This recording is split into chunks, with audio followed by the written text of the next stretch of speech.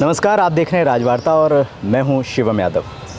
आज हम मौजूद हैं महर्षि नगर स्थित महर्षि यूनिवर्सिटी में और इस वक्त मेरे साथ हैं पूज्य चिन्मयानंद बापूजी महाराज। और ये हमारा सौभाग्य है कि उन्होंने अपनी कीमती वक्त में से कुछ समय हमें दिया और आज हम उनका इंटरव्यू कर रहे हैं।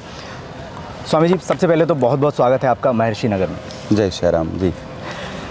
स्वामी जी, पिछले विगत कई दिनों से हम लगातार श्रीमद् भागवत कथा का श्रवण कर रहे हैं।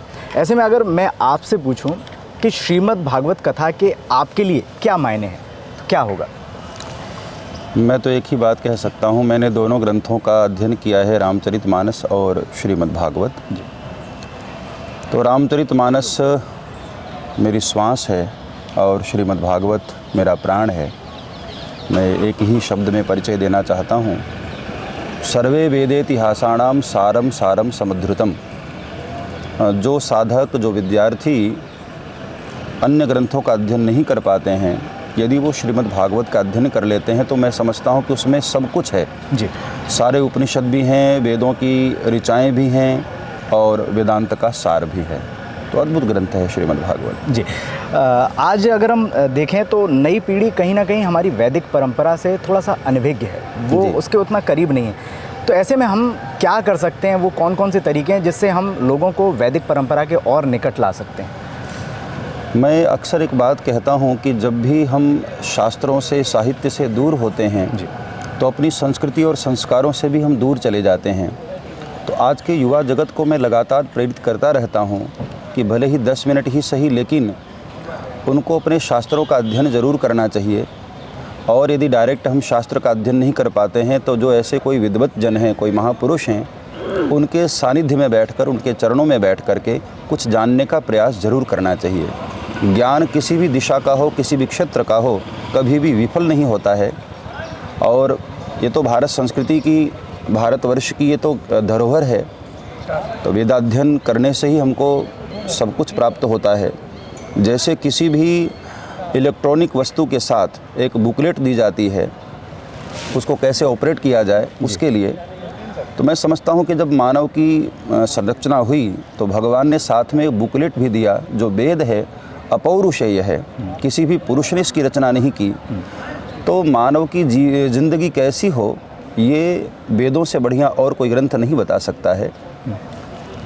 विदेशी लोगों ने हमारे वेदों का ही भाष्य करके, संस्कृत भाषा पढ़ करके बहुत सारी चीज़ों का उन्होंने नया नया ईजाद किया। तो हम भारतवासी क्यों नहीं कर सकते हैं, जबकि हमारे भारत की धरोहर है। बिल्कुल बिल्कुल ठीक बात है। हम पिछले कई दिनों से आपके श्रीमुख से श्रीमद् भागवत कथा का श्रवण कर रहे हैं। ऐसे में अगर मैं आपसे पूछना चाहूँ कि श्रीमद् भागवत कथा का ऐसा कौन सा प्रसंग है जो आपके दिल के बेहद करीब है, तो वो कौन सा होगा? अब ये कह पाना तो बड़ा मुश्किल है, क्योंकि पूरा का पूरा ग्रंथ ही आत्मसात करने जैसा है जी। एक भी अंश इसका त्याज्य नहीं है। फिर भी यदि विशेष प्रसंगों को देखा जाए तो भगवान कृष्ण का जो प्रागट्य हुआ और रास पंचाध्यायी का जो वर्णन है श्रीमद् भागवत में, वो मैं समझता हूँ कि समस्त रसों की पराकाष्ठा है वो जी। तो रास पंचाध्यायी मेरे हृदय को बहुत गहराई से छू लेता है जी। स्वामी जी, महर्षि महेश योगी जी, जिनका आपने कई बार जिक्र किया, अगर हम आज के समय में आमजन की बात करें तो आमजन महर्षि महेश योगी जी के जीवन से ऐसी क्या चीज़ है जो सीख सकते हैं? मैं समझता हूँ कि उनकी जो गुरु निष्ठा है जी, और उनका जो समर्पण है, और पूरे विश्व के मानव मात्र के प्रति जो उनकी एक करुणा है जी, ये उनकी बहुत बड़ी विशेषता है। क्योंकि अक्सर ऐसा होता है कि व्यक्ति स्वयं ऊंचाई पर पहुंच जाने के बाद वो औरों की ओर ध्यान नहीं दे पाता है, आत्मकल्याण की ओर निकल जाता है जी। लेकिन महर्षि जी के जीवन की ये बहुत बड़ी खासियत रही कि उन्होंने आत्मकल्याण के साथ साथ जन कल्याण भी किया। और जैसा कि मैं इतने दिनों से उनको अध्ययन कर रहा हूँ, पढ़ रहा हूँ, उनकी गुरु निष्ठा और गुरु परंपरा का उन्होंने जो निर्वहन किया, और साथ ही अंत तक, जब महाप्रयाण उन्होंने किया उसके पहले तक भी उन्होंने सारा का सारा श्रेय अपने गुरु भगवान को दिया।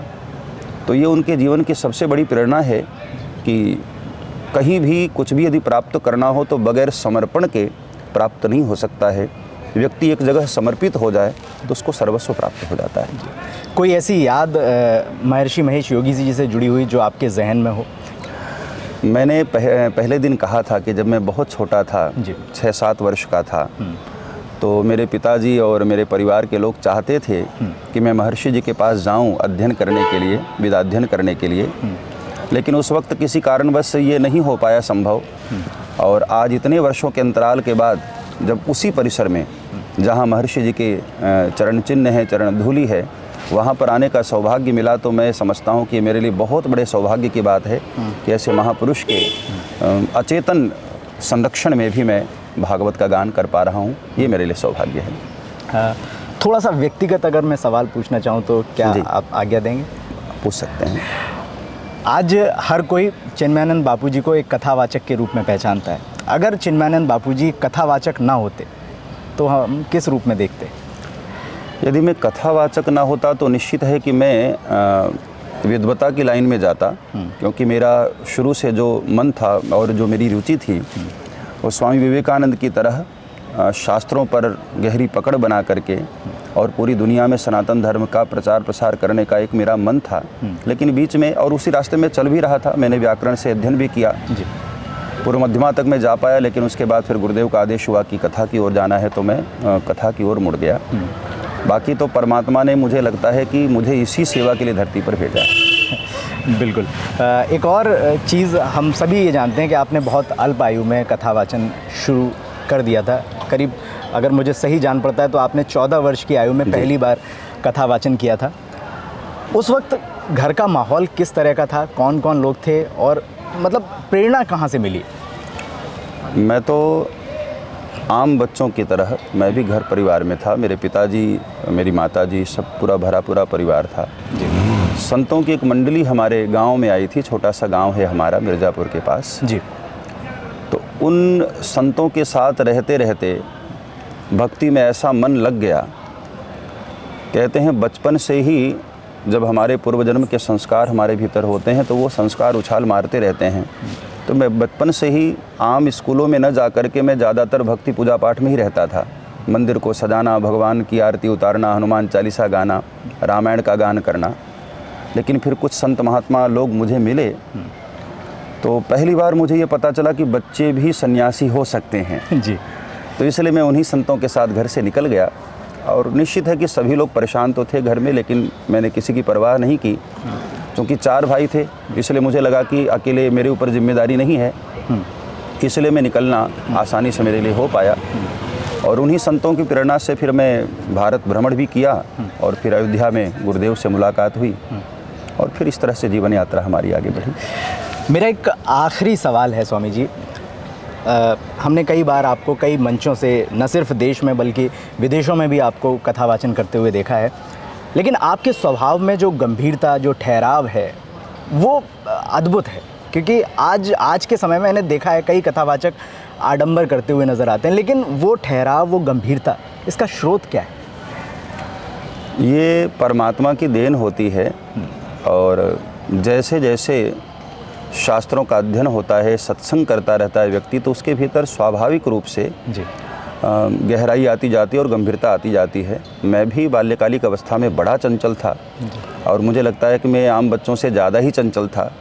लेकिन जैसे जैसे शास्त्रों का ज्ञान हमारे भीतर आता गया, वैसे वैसे स्वाभाविक रूप से मेरे भीतर गंभीरता आ गई, और मुझे तो पता भी नहीं चलता कि मैं गंभीर भी हूँ। बहुत बहुत शुक्रिया स्वामी जी हमसे बातचीत करने के लिए और इतना कीमती वक्त देने के लिए। धन्यवाद। जय श्री राम। जय श्री राम।